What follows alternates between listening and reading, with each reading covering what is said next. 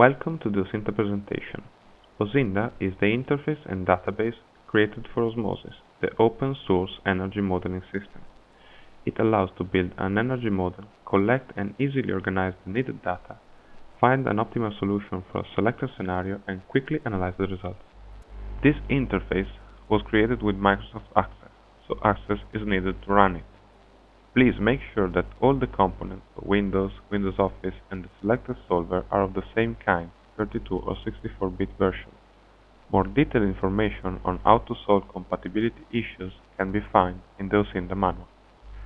This is how the interface looks like.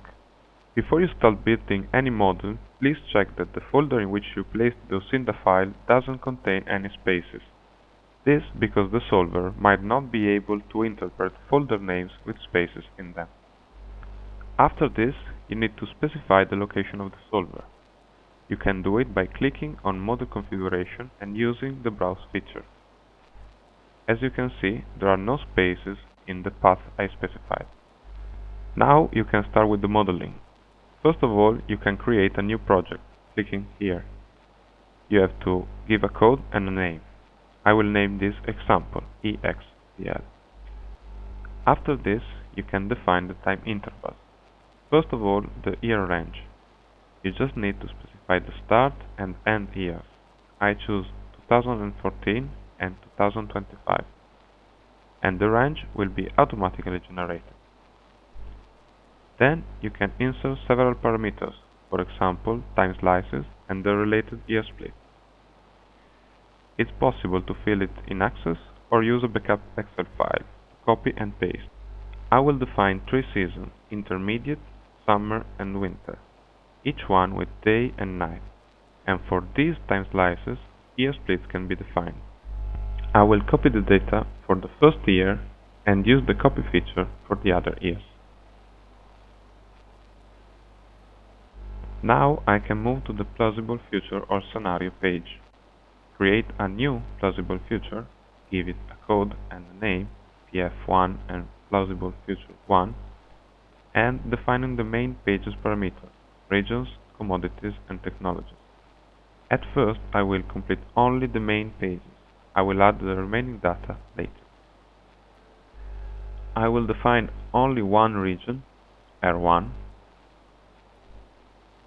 4 kinds of commodities, electricity, natural gas, coal and wind, and technologies, which in my example are the following: combined cycle plant, steam turbine, wind turbines, import of gas and coal, and wind power. Remember to check these boxes to activate technologies. Now it's possible to add the detailed data for technologies parameters. First of all, the modes of operation. I will only add a default mode of operation to all technologies. Then, the time-independent parameters. Please notice that you will fill the data for the selected technology, but if you remove this check, you will be able to see the value of the specific parameter for all the technologies. So, you choose the parameter from this drop-down list and set its value. For example, operational life equal to 30. The same can be done for time-dependent parameters. You can define the value for the parameter and then copy it for the following years. For example, fixed cost equal to 27.4 for combined cycle. As you can see, it's possible to table and graph the parameters you add. If you click on Graph or Table, a new window of Access will be open, and the one you were working on will be hidden. To go back to your previous work, you can always press this cross. Again, for mode-dependent parameters, you can define the value for 1 year, for example 0.42608 for variable cost, and then copy it for the other years.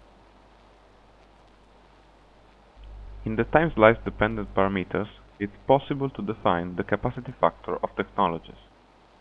Up to now, I've always filled in data constant in time, so I could just copy them through the years with the dedicated feature.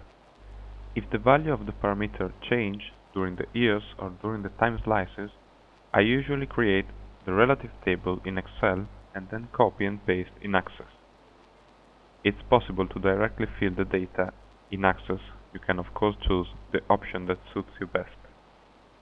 Anyway, this is usually the case of wind capacity factor, so I can copy the values for each time slice that I prepared in Excel into Access interface. As you can see now, a value for capacity factor is defined for the wind turbines for each time slice of each year. In this short example, I won't take into consideration data about emissions and storage, so I will skip directly to activity ratios. Here is possible to define which commodity, fuel or service is an output or an input for a specific technology. If we take as an example combined cycle, it has as input natural gas. The value is 1.81389 and represents the input use of fuel per unit of activity, energy produced, and as an output electricity, which value is 1. Another example is import gas, which has no input, and natural gas as output. After this, the technology page is complete and we can move on to the commodity page. Now it's possible to define the commodity parameters, for example the specified annual demand for electricity. I can copy the values that I prepared in the Excel file. Since this is a model for a single region, it's possible to skip the trade route page and fill the service page. For example, the specified demand profile for electricity. Again, this is not a parameter which is constant during the time slices, so I will copy the values for 1 year that I prepare in the Excel sheet and then use the copy feature included in the interface. The last page left to fill is Regions page. In the Regional Parameters page, I'm not interested in specifying any value different from the default values, which I will define at last. Same for the regional emission limits, since emissions are not taken into consideration in this model.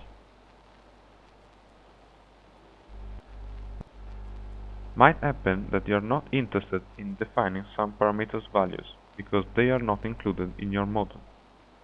In this case, you can forget about them, and after you have specified the parameters you are interested in, set default values for the remaining parameters by clicking on this specific button.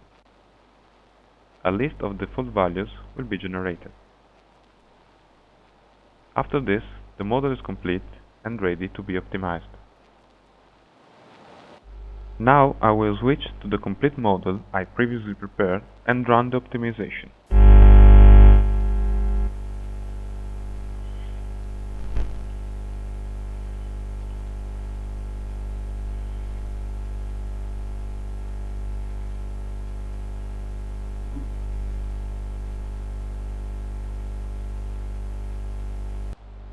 Now that the model, this plausible future in particular, has been successfully processed, I can show two very important features of the interface, which are the RES diagram generation and the quick display of the results.